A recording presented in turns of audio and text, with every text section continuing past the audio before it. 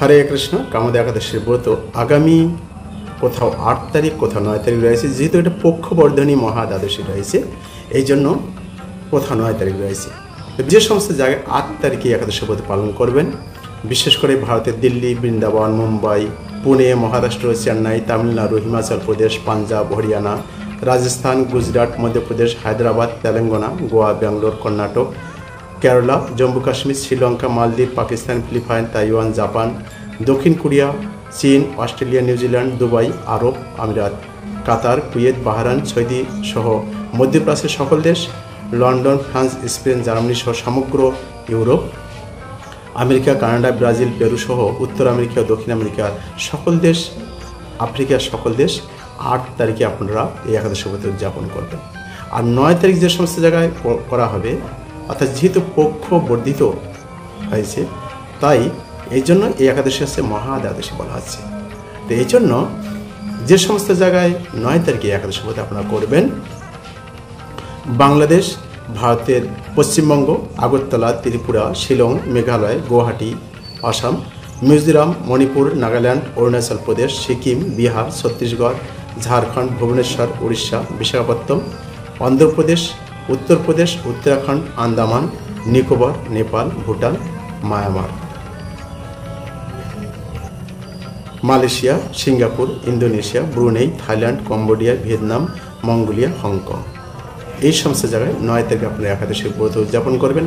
এর পরের দিন আপনারা পালন করবেন। তো আমরা এখন একাদশীর মাহাত্ম্য কথা আমরা শ্রবণ করব। আর একাদশী আগা দিন আপনি অবশ্যই খাওয়া দাওয়ার পরে দন্ত ব্রাশ করে আপনি রাত্রে অবশ্যই সংকল্প মন্ত্র পাঠ করবেন। যেহেতু আপনি একটা ব্রত করতে যাচ্ছেন, তো সংকল্প মন্ত্র একাদশম নিরাহার স্থিত অহম অপরে হন্নি ভক্ষ্যামি পুণ্ডরিকাক্ষ স্বরং মে ভবার্চিত। তো এই মন্ত্র বলে আপনি সংকল্প গ্রহণ করবেন। তো আমরা এখন একাদশীর মাহাত্ম্য আমরা জানবো, আর একাদশীর পালনসূচি মাহাত্ম্যের পরে আমরা প্রদান করব। আপনাদের একাদশীর ব্রতের মাহাত্ম্য, চৈত্র মাসের শুক্লপক্ষের কামদা একাদশীর ব্রত মাহাত্ম্য বরাহ পুরাণে বর্ণিত হয়েছে। মহারাজ যুধিষ্ঠির বললেন, হে বাসুদেব, আপনি কৃপা করে আমার কাছে চৈত্র মাসের শুক্লপক্ষের একাদশীর মহিমা কীর্তন করুন।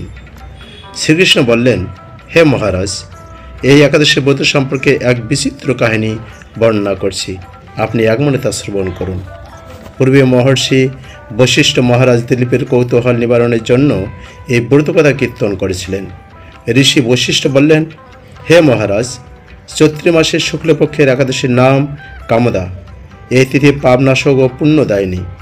পূর্বকালে মনোরম নাগপুরে স্বর্ণ নির্মিত গৃহে বিষধর নাগেরা বাস করত। তাদের রাজা ছিলেন পুণ্ডরিক। গন্ধর্ব, কিন্নর ও অপ্সরাদের দ্বারা তিনি সেবিত হতেন। সেই পুরীর মধ্যে অপ্সরা শ্রেষ্ঠ ললিত ও ললিত নামে গন্ধর্ব স্বামী স্ত্রী রূপে ঐশ্বর্যপূর্ণ এক গৃহে পরম সুখে দিন যাপন করত। একদিন পুণ্ডরিকের রাজ্যসভায় ললিত একা গান করছিল। এমন সময় ললিতার কথা তার মনে পড়ল। ফলে সঙ্গীতের স্বর, লয়, তাল, মানের বিপর্যয় ঘটল। কর্কটক নামে এক নাগ ললিতের মনোভাব বুঝতে পারল। গানের ছন্দভঙ্গি ব্যাপারটিও সে পুণ্ডরিক রাজার কাছে জানালো। তা শুনে সর্পরাজ ক্রোধ ভরে কামাতুর ললিতকে, রে দুর্মতি, তুমি রাক্ষস হও বলে অভিশাপ দান করল। সঙ্গে সঙ্গে সেই ললিত ভয়ঙ্কর রাক্ষস মূর্তি ধারণ করল। তার হাত 10 যোজন বিস্তৃত, মুখ পর্বত গুহাতুল্য, চোখ দুটি প্রজ্বলিত আগুনের মতো, ঊর্ধ্বে 8 যোজন বিস্তৃত প্রকাণ্ড এক শরীর সে লাভ করল। ললিতের এরকম ভয়ঙ্কর রাক্ষস শরীর দেখে ললিতা মহাদুঃখে চিন্তায় ব্যাকুল হলেন। স্বেচ্ছাচারী রাক্ষস ললিত দুর্গম বনে ভ্রমণ করতে লাগলো। ললিতা কিন্তু তার সঙ্গ ত্যাগ করল না। ললিত নির্দয়ভাবে মানুষ ভক্ষণ করত। এই পাপের ফলে তার মনে বিন্দুমাত্র শান্তি ছিল না। প্রতি সেই দুরবস্থা দেখে ব্যথিত চিত্তে রোদন করতে করতে ললিতা গভীর বনে প্রবেশ করল। একদিন ললিতা বিন্দু পর্বতে উপস্থিত হলো। সেখানে ঋষ্যশৃঙ্গ মুনির আশ্রমে দর্শন করে মুনির কাছে হাজির হলো। তার চরণে প্রণাম করে সেখানে দাঁড়িয়ে রইল। মুনিবর জিজ্ঞাসা করলেন, হে সুন্দরী, তুমি কে, কার কন্যা, কী কারণেই বা এই গভীর বনে এসেছ? তা সত্য করে বলো। তদুত্তরে ললিতা বলল, হে প্রভু, আমি বীরধন্যা গন্ধর্বের কন্যা, আমার নাম ললিতা। আমার পতির পিশাচত্ব দূর হয় এমন কোনো উপায় জানবার জন্য এখানে এসেছি। তখন ঋষি বললেন, চৈত্র মাসে শুক্লপক্ষের কামদা নামে যে একাদশী আছে, তুমি সেই ব্রত যথাবিধি পালন করো। এই ব্রতের পুণ্যফল তোমার স্বামীকে অর্পণ করলে তৎক্ষণাৎ তার সমস্ত পাপ বিনষ্ট হবে। বশিষ্ঠ ঋষি বললেন, হে মহারাজ দিলীপ, মুনির কথা শুনে ললিতা আনন্দ সহকারে কামদা একাদশীর পালন করল। তারপর ব্রাহ্মণ ও বাসুদেবের সামনের পতির উদ্ধারের জন্য আমি যে কামদা একাদশীর ব্রত পালন করছি তার সমস্ত ফল আমার পতির উদ্দেশ্যে অর্পণ করলাম। এই পুণ্যর প্রভাবে তার পিশাচত্ব মাত্রই ললিত সাপ মুক্ত হয়ে দিব্য দেহ প্রাপ্ত হলো। পুণ্ডরায় গন্ধর্ব দেহ লাভ করে ললিতার সাথে সে মিলিত হলো। তারা বিমানে করে গন্ধর্ব লোকে গমন করলো। হে মহারাজ, দিলীপ, এই ব্রত যত্ন সহকারে সকলেরই পালন করা কর্তব্য। এই ব্রত ব্রহ্মহত্যা, পাপ নাশক এবং পিশাচত্ব মোচনকারী। এই ব্রত কথা শ্রদ্ধাপূর্বক পাঠ ও শ্রবণে বাষ্পযজ্ঞের ফল লাভ হয়। তাহলে এই একাদশী কত গুরুত্বপূর্ণ। হরে কৃষ্ণ। তো আপনারা আপনাদের সুন্দরভাবে একাদশী ব্রত উদযাপন করুন। এই দিনটা বিশেষ গুরুত্বপূর্ণ। কামদা মানে অর্থাৎ যেটি সমস্ত কিছু প্রদান করে, সেই প্রভাবে কিভাবে উদ্ধার প্রাপ্ত হওয়া যায়, সমস্ত কামনা বাসনা পূর্ণ হয়, এই বিষয়ে আমরা শ্রবণ করলাম। তো আমরা এখন একাদশীর পালনের সময় আমরা তুলে ধরবো। আপনারা আপনাদের জায়গার সঠিক সময়, আপনার পালনের সময় দেখে আপনারা পালন করবেন।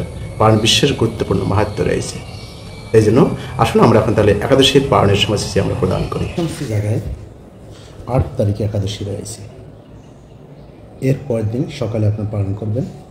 হিমাচল প্রদেশ 5:50 থেকে 10:15, পাঞ্জাব 7:30 থেকে 10:22, হরিয়ানা 6:05 থেকে 10:19 মধ্যে, তামিলনাড়ু 5:50 থেকে 10:07 মধ্যে, রাজস্থান 6:17 থেকে 10:30, গুজরাট 6:27 থেকে 10:39, মধ্যপ্রদেশ 6টা থেকে 10:12 মধ্যে, তেলেঙ্গানা 6:04 থেকে 10:13, শ্রীলঙ্কা 6:05 থেকে 10:09, মালদ্বীপ 6:01 থেকে 10:05, গোয়া 6:30 থেকে 10:31, কর্ণাটক 6:10 থেকে 10:17 মধ্যে, কেরালা 6:16 থেকে 10:22 মধ্যে, জম্মু কাশ্মীর 6:08 থেকে 10:24, মুম্বাই মহারাষ্ট্র 6:25 থেকে 10:35, পুনে 6:22 থেকে 10:31, নাগপুর 5:59 থেকে 10:10 মধ্যে।